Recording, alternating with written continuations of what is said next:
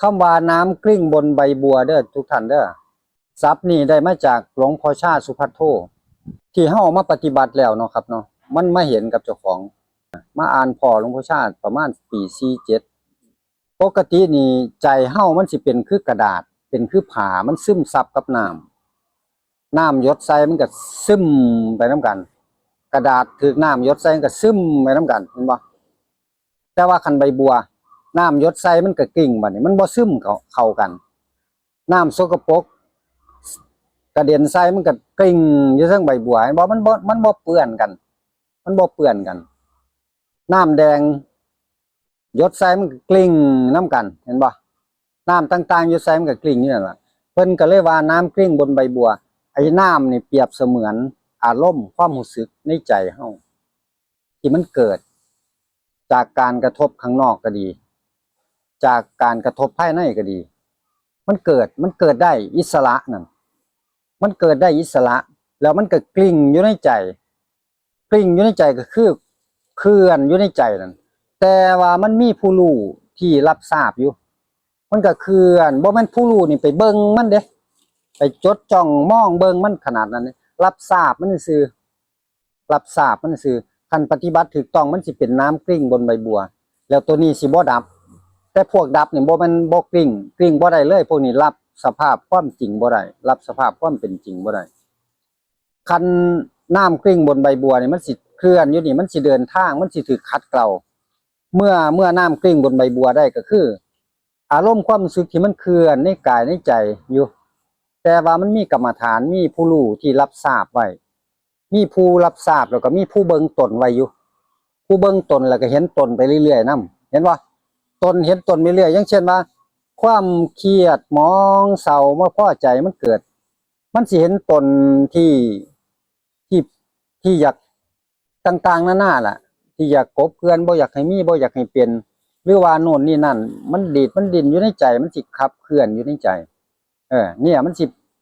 จังสิล่ะก็คันเปรียบอีกอย่างนึงก็คือ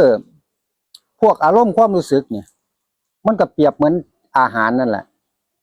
คันมันว่างอยู่ทั้งจานว่างอยู่ทั้งโต๊ะอยู่เฮาก็เบิ่งปากเบิ่งกายวาจาเฮาไว้เบิ่งใจเฮาเบิ่งปากเฮาแต่เฮาบ่เข้าไปหยิบกินเฮาก็สิเห็นใจเฮามันสารพัดล่ะต่ออาหารแต่ว่ามันบ่ไปดับอาหารคือคันดับอาหารมันสิจับเข้าปากอาหารกับดับเลยหายเลยเห็นบ่แต่ว่าบ่ได้หายไปไสเพียงแต่หายเข้ามาอยู่ในท้องก็เพราะว่าเฮากลืนเฮากินเฮาเสพเข้ามาอารมณ์ความรู้สึกกันคันมันเคลื่อนมันแปรปรวนอยู่นี่มันสิเบิ่งตนสิถูกทำลายตนนั่นแหละสิค่อยๆเสื่อมสลายไปเพราะว่าบ่ได้นำไปใช้เห็นบ่น้ำมันจึงเปรียบเหมือนอารมณ์ความรู้สึกมันเคลื่อนอยู่ในใจเคลื่อนอยู่ในใจจังซั่นมีผู้รู้มีพุทธะคอยรับทราบมันอยู่มันเจริญมามันก็เลยเกิดผู้รู้แต่ใหม่ๆมันบ่มีผู้รู้มันก็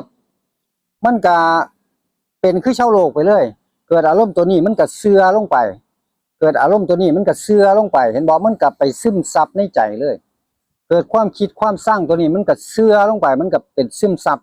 เกิดภพเกิดชาติเห็นบ่เกิดภพเกิดชาติเกิดสร้างภพเกิดสร้างชาติไปเรื่อยๆบ่จบบ่สิ้นแต่ที่นี่เฮามาปฏิบัติมันก็ไม่เห็นมันกลิ้งอยู่ในใจเมื่อมันกลิ้งอยู่ในใจให้เฮามาเบิ่งตนไว้เฮาสิเห็นหยังเฮาสิเห็นนายสร้างผู้ปลูกเรือนบัดนี้พุทธเจ้าเพิ่นว่านายสร้างผู้ปลูกเรือนเป็นจังไดอ่าก็คือมันสิโตอัตตาเฮานี่ตนเฮานี่มันสิแนะนำวิธีต่างๆหาจัดสรรความเห็นความคิดขึ้นมาต่างๆเพื่อจะให้อารมณ์ความรู้สึกดับหรือว่าแทรกแซงต่างๆตัวนายสร้างนี่เป็นผู้เสนอนำขึ้นมาเสนอแนะแต่เฮาก็เห็นทั้งนายสร้างเห็นบ่นายสร้างคือตัวตัณหาตาเฮาเห็นมันแต่ว่าเฮาก็อยู่เป็นกลางๆอุเบกขาไว้แต่ว่ามันยังบ่ทันอุเบกขาสูงสุดเด้มันเป็นอุเบกขาจุดเริ่มต้นคือเป็นผู้รู้พัฒนาไปเรื่อยๆจังซี่ล่ะอีหยังเกิดก็อย่าไปสรุปอย่าไปพึ่งไปเชื่อมันปัจจุบันนี้พออีหยังเกิดอย่าไปสรุปไปเชื่อมันก็สิเห็นแต่ความเห็นความคิดมันแต่งมาให้เฮามาหลอกมาหลอนมาลวงเฮาบางเที่ยกระทบจากข้างนอกผู้นั้นว่า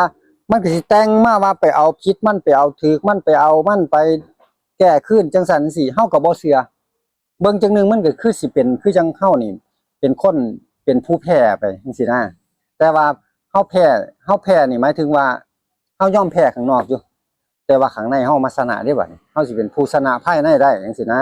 เมื่อชนะภายในได้ต่อมามันก็ข้างนอกมันก็เบิดคุณค่าไปเองนั่นล่ะเขาเรียกว่าแพ้เป็นพาชนะเป็นมารก็เลยเปรียบได้ถึงกับน้ำกิ้งบนใบบัวมันสิกลิ้งต่อไปน้ำสกปรกมันก็กลิ้งได้น้ำสะอาดมันก็กลิ้งได้ก็คืออารมณ์พอใจอารมณ์ฮักอารมณ์สั่งอารมณ์แค้นอารมณ์บ่พอใจมันทิ่มเข้ามาในใจได้